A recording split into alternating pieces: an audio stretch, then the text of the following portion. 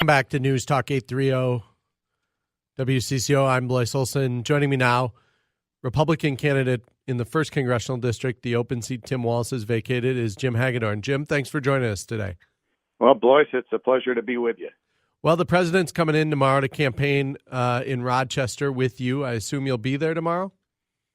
We'll be there. I think pretty much every good Republican in the whole state that wants to be there will try to be there. That's for sure. Are you suggesting that if you're not there and you're a Republican, you're a bad Republican? Oh, I didn't mean to say that. Oh, well, I just, I thought I could catch you on something there.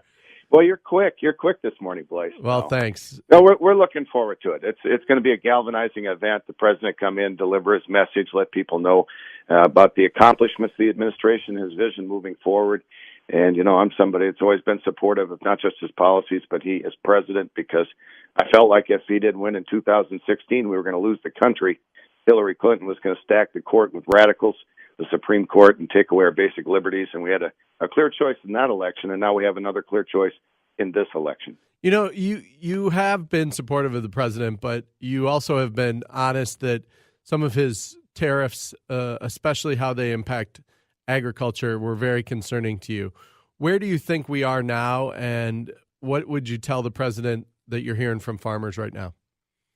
Well, yeah, I'm not a big fan of tariffs. I think they're good for the governments that impose them and the industries they try to protect, and that's usually on a temporary basis. But what the president is trying to do, and has been successful, I think, so far, is to bring everyone to the table. He said that China was ripping us off. He wanted to renegotiate some things with Mexico and Canada.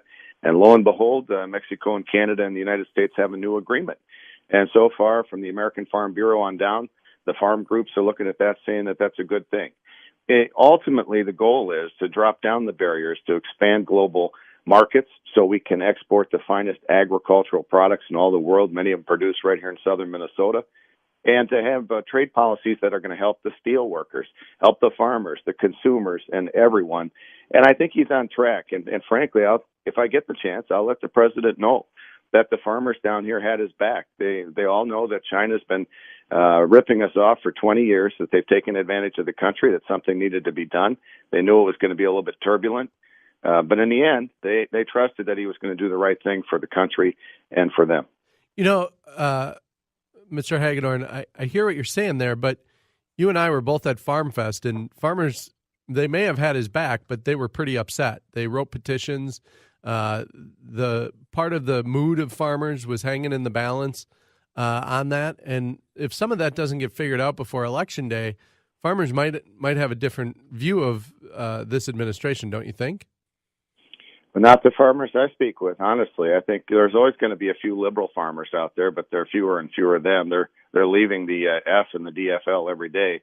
But the reason I think that they're not going to abandon the president and Republicans is pretty simple.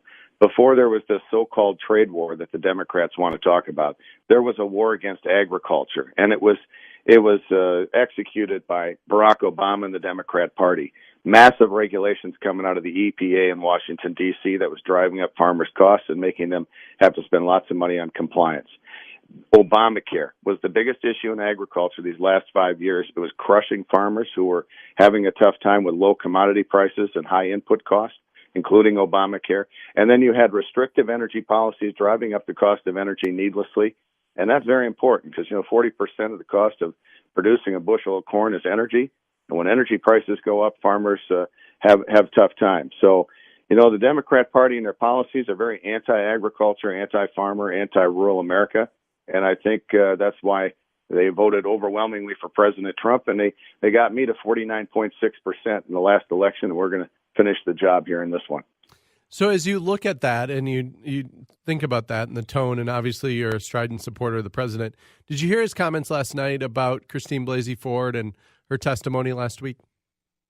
Actually, I haven't. I've just been. We had two events last night in Mankato. Okay. One with Colonel John Klein, former Congressman Klein, who came in for us. That was exciting. And then we had a big Republican rally there to get our volunteers out to do the door-to-door and the phone banking. No, I haven't seen any reports yet. Okay, so one of the things he did is, he suggested, he kind of mocked Christine Blasey Ford that she couldn't remember some of the specific details after just one beer. And I think it's a contrast to what he said last week when he thought she had very credible testimony. And I think, part of his style as president is that, he can be very diplomatic one moment, and then when it's in a political situation, he does stuff to rally the base. And just noticing your comments here about kind of, going after Democrats on healthcare costs and things like that. It seems that was the truth. Well, no. Hey, look, I understand, and I know that farmers the last few years have been very worried, concerned, and crushed by healthcare costs. I have no doubt. And you know what? We're going to talk later this show about how the fact that healthcare costs now for farmers are going to go down 10 to 27% in the next round. So I get it. But one of the things that strikes me is that you say what you think, kind of like the president. You've blogged what you thought, kind of like the president. But you used the word radical earlier when talking about the court, and you used the word radical when talking about Dan Feehan. Does that tone help you govern once you're there and might have to work with a Democrat or two? Well, when I've spent time out in Washington, and I had major bills get through the Congress that I managed, that I worked with both Republicans and Democrats. It all comes down to your worldview and what you want to get done. And right now, the two parties are diametrically opposed. And since the election in 2016, the Democrat Party has moved way to the left. Look at what they are outwardly talking about. Tim Walz wants to make Minnesota a sanctuary state. All right? Amy Klobuchar has gun control. Tina Smith, late-term abortion. Dan Feehan, who wants to represent the Mayo Clinic in the 1st District, Minnesota, openly out there for socialized medicine. That is far to the left stuff. They have the same positions as Keith Ellison on virtually every issue. We're not going to far to the left. Okay, we're not going to talk about that. I'm talking about you. If you get elected, does this tone that you're taking in the campaign help you govern? Well, sure, because the House of Representatives is an institution built on power. The one vote more than half, you control the bills, the committees, and you control the agenda. And what we're trying to do is keep moving the country in what I'd say is the right direction. The Democrats want to take us radically left. That's just a fact. And so if we get there, and I serve on the Agriculture Committee, one of my goals would be to work with all members of the Agriculture Committee to help all facets of agriculture. And that would include people from different regions, people from different parties. And I'd work with all the groups in order to make sure that America's agriculture was moving the right direction. So I certainly am going to be able to work cooperatively with other folks. One of the issues, but the choice in the election is: are we going to go, keep moving where we're going, or are we going the other direction? It is a clear choice, and our election in southern Minnesota is a miniature national election. The control of the House may hinge on this one seat. No, I understand. And that's the critical choice, but before the American people and before the people of southern Minnesota. When you talk about sanctuary state, sanctuary city, that is one kind of outlier issue out there. But and I know that farmers and ag producers and agribusiness in your district need more workers. What's the solution? Sure. Well, there's several solutions, and one of it is that we should have transition wages from people going from welfare back to the workforce. And right now, people lose benefits sometimes, and they're worse off if they work, and we can't have that. I'm also one of those people that believes in work for welfare. If you're on the welfare system and you're able-bodied, you should work for it, and that gives people an incentive to get back into the private sector. But I have also said all along, I'm for a work program, a verifiable work program, to allow people to come from foreign nations into the United States to fill needed jobs. But we have to do that in a verifiable way, and it has to make sense. And then on top of that, we have to have border security.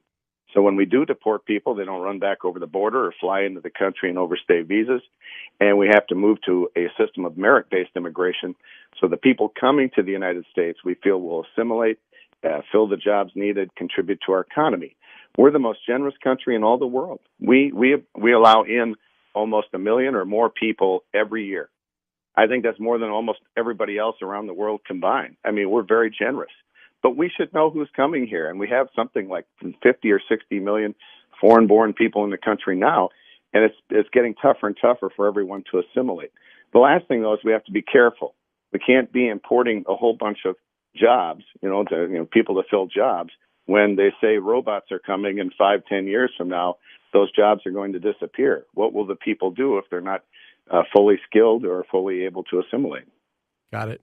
Jim Hagedorn, Republican, running in the 1st District. Thanks for joining us this morning, and tell President Trump that I'd love to have him on the air.